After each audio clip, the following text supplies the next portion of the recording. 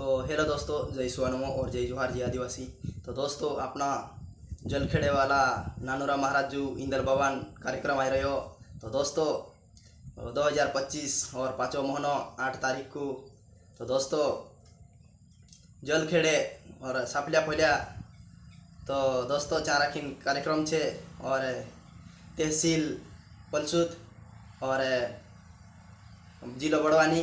तो दोस्तों तिना में राखीन जाने कृपा करजू और जो कई वीडियो के माध्यम से नेवतो को वायरा समझ ले और इंदल बाबा नेवतो घरे घर जातलो और घरे घर जतरे पुगड़े ततरे पूज्यो और बाकी रहे चो लांबे लांबे मानसो वाटे जो वीडियो छे।